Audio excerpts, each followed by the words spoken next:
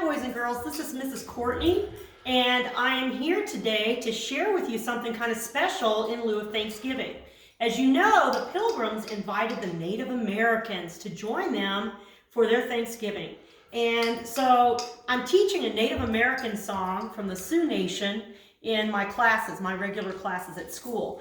But for you remote friends and for any other boys and girls who wanted to join in, I wanted to share some instruments with you that I've collected over the years. These are real Native American flutes, and they are decorated with leather and beads and also with semi-precious stones. This one has some beautiful turquoise inlaid inside it. So I thought I would share my native flutes a little bit and show you a little bit about how they are played. And native flute music was important to the Native Americans, especially when they went on dates together and they were thinking about getting married. And boy natives would play the flute for their girlfriends, and that was the way they courted or dated each other. So I think that's kind of a cool little story.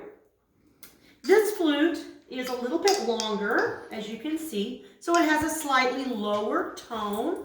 It's also made of a different type of wood. This is cedar. And cedar is kind of an interesting wood because it can take a little bit more wear and tear, especially with water and moisture. And so if it gets wet, it dries a lot better than other types of woods. So that's one reason it was really popular for making flutes, because you do blow in them a lot.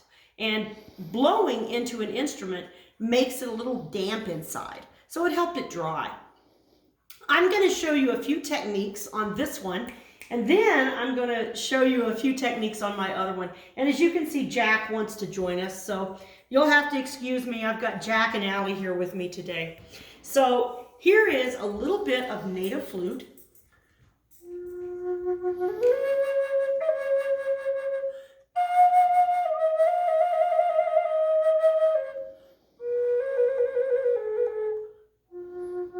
Now, there's some cool things, some techniques that players can use on the native flute. And one of them is a trill.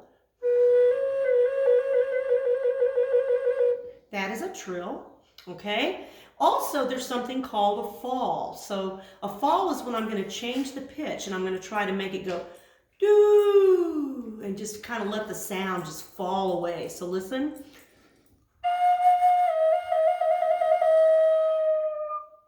So hopefully you heard it. It's very tricky to do.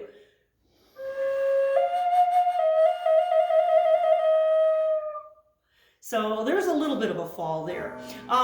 There's also something that I like to call a roll, and that's when I'm going to actually roll my tongue, brrr, just like we do sometimes, just to have fun. And when I do a roll on the flute, it makes kind of a gurgling sound. So listen for the roll. Did you hear that? That's kind of cool, isn't it? So I'm going to use my other flute now. This is my smaller one, and I actually composed a little piece of music on this one, and I hope it turns out okay. It's been a while since I've played this one, and my lower tones aren't working all that great, so I'll do the best I can. This is called the Dance of the Water Ouzel, and a water ouzel is a little bird that lives way out on the Pacific Northwest coast. And they're funny. They stand on the edge of water and they just kind of bob looking for insects. And this is what water ouzels do. They just kind of bob and they're looking for insects, and then if they see one, they'll kind of dive into the water for it. So anyway, this is Dance of the Water Ouzel.